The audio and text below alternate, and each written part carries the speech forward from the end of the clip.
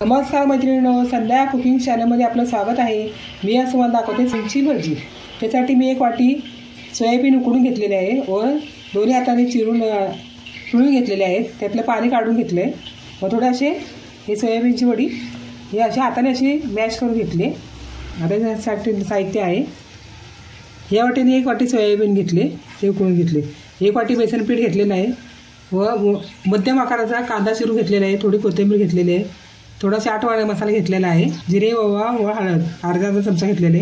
ही Kashmiri powder आहे घेतलेली व एक चमचा मीठ घेतलेलं आहे। पातेल्यामध्ये सोयाबीनची उकडलेले सोयाबीन मी मिक्सरला 5 मिनिटं फिरवून घेतले। आता यामध्ये हे मीठ टाकते। शिजताना जरा टाकलेलं होतं मी, म्हणून थोडंसं टाकते, 1 चमचा व जिरं हळद हे टाकते। घरचं लाल तिखट आहे 1 चमचा आहे। काश्मीरी बेडगी पावडर, हा चाट मसाला आहे।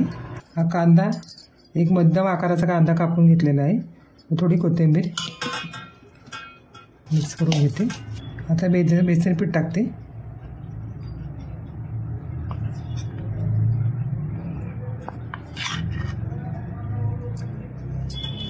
आधी जरा 3 चमचे टाकते।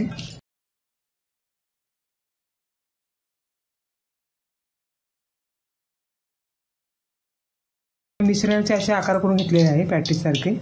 आता मी तळण्यासाठी इकडे तेल गरम करायला लावलेले आहे। तेल झालेले आहे गरम, थोडासा तुकडा टाकून बघायचा। आता एक सोडते।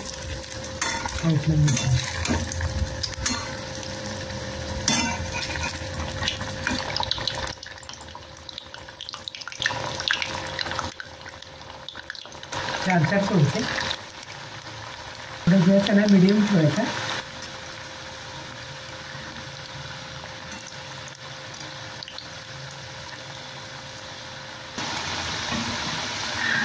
थोडे साईड चेंज करते, दोन्हीमध्ये चांगली तळली होती।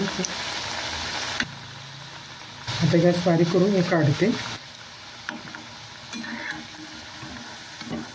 ताटामध्ये काढून घेते।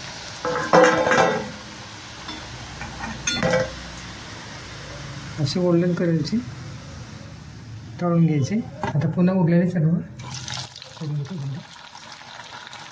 हे असे आपण भाजी पण सोडू शकतो या पिठाचे, थोडं पीठ आणि पटापटा होतील ना भजी।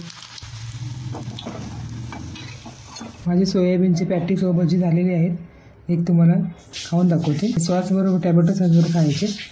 वाव, छान झालेले आहेत। तुम्ही माझ्या पद्धतीने सोयाबीनचे पॅटीस व भजी करून खा, फार सुंदर टेस्टी झालेले आहेत। तुमच्या सर्व फॅमिलीला आवडेल।